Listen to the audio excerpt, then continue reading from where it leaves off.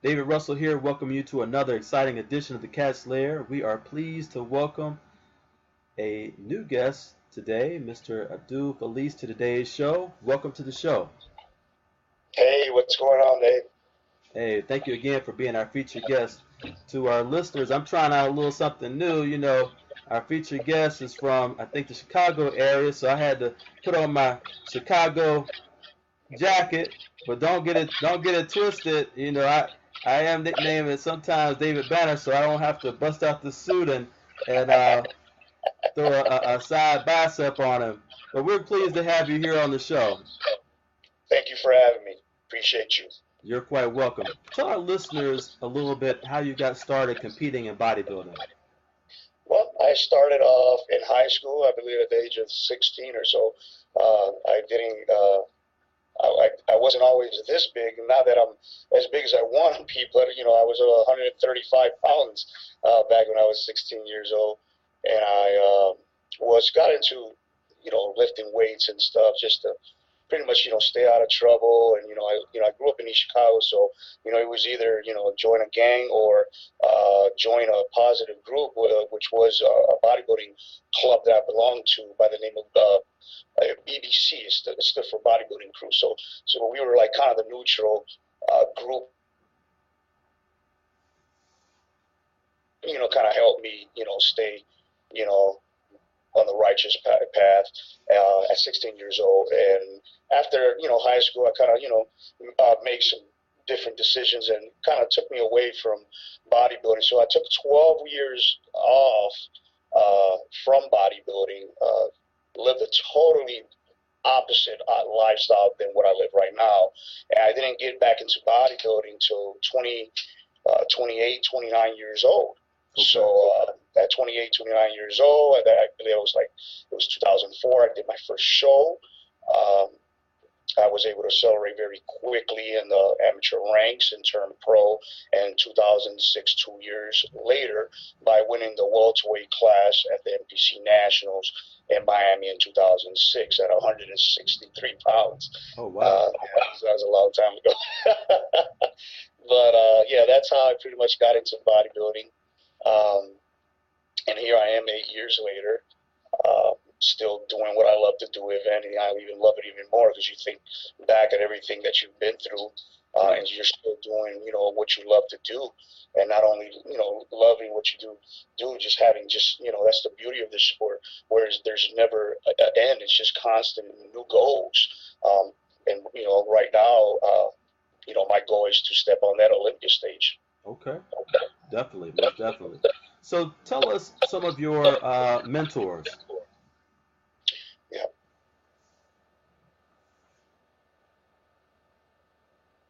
Mose Carter actually came into my life in 2006, right after I went pro. And he just, kind of took me underneath his wing, as a big brother. Ended up being, to this day, he's still my best friend. Okay. He is my mentor. He's actually my pastor as well. That's awesome. And he's, 6 feet, 270 pounds. So imagine him at the pulpit, not your typical pastor. But, long story short, he just, when we became friends, I was, kind of like not in a good state. I had just turned pro, and I had just had that mentality of like, what do I do now? Where do I go from now? And, I just, was down that time. It was helping me lift it back up, and, gave me vision again, gave me passion again. And just began to sow in my life, not just as a trainer helping me, get my body right. He also, sold Christ in my life, where I was able to grow, my soul grow, and I just experienced prosperity in every other area of my life as my soul prospered. Okay, awesome. And I know we talked a little bit prior to the show. It's always good to have someone supportive in your background, who motivates, encourages, inspires you. Who would you consider maybe an additional person who motivates, inspires you as an athlete? Well, to be quite honest, I have to say some of my clients that I personally train, I've seen them just, not only change physically, but just to be able to see somebody's life just change right before your eyes, not just physically, but to begin to see them like different, being able to prosper in just every area in their lives where you're able to impact people's lives. Man, that is, you know, in itself, it's just so rewarding. And I say rewarding because just watching that happen as the months go by and people's lives change, you know, through where, you know, I got to keep going because, you know, here I am showing in these people's lives, you know, I got to, you know, show an example as well. Very true. Very true. And I even used to think of it as kind of like Quantum Leap, if you recall that show. Yes. Okay. A lot of times with the clients that I would train and motivate and encourage, you would have a different story each time. And so it's kind of like every time you help that particular person reach their goal, then you have a new person coming in with a whole different set of challenges, and you may have to approach it a different way. Absolutely. I can definitely relate to that. Yes. But all of them were a blessing and made me a better trainer. Yes. Amen to that. Yes. Well, what types of projects do you have coming up? Well, like I mentioned earlier, I had took some time off and just got back on stage this year. I did the New York Pro earlier in the year on May 17th. I also did the Chicago Pro in Chicago on July 5th. Didn't place where I wanted to place, but, it was the biggest I've ever been. Okay. I weighed in 195, so I still have room to grow. The top of the weight class that I compete at is 212, but, it was a victory. It was like, I had it felt really good to compete in Chicago because it was really the first time that I was able to compete locally where I'm from. So a lot of my friends came and supported, all the shows that I've been competing at since I began bodybuilding in 2004.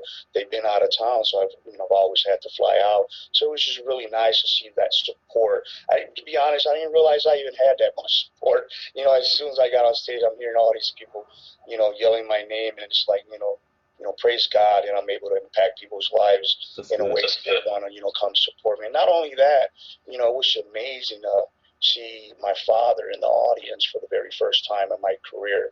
And that one in itself, even though I didn't place, I felt like I placed because, I felt like I was, victorious and bringing the best package I brought in my career, and watching him being able to see my father's face, during that whole process, along with everybody that came to support me. So my plan for, as of now, is pretty much to put on some size. Like I said, I still have a little room to grow. I weigh 195, top of the weight class is 212, and hope to come in bigger and better next year. And then ultimately, my goal is to qualify for my dream show, the Olympia. Fantastic. Well, we definitely want to keep a watchful eye and wish you continued success in your contest journeys. And we definitely appreciate you being our featured guest on the audio as well as the video portion of today's show. Thank you for having me, David. It's definitely been my pleasure. I'm sure we'll do it again in the future. That sounds great. All right. Wish you success.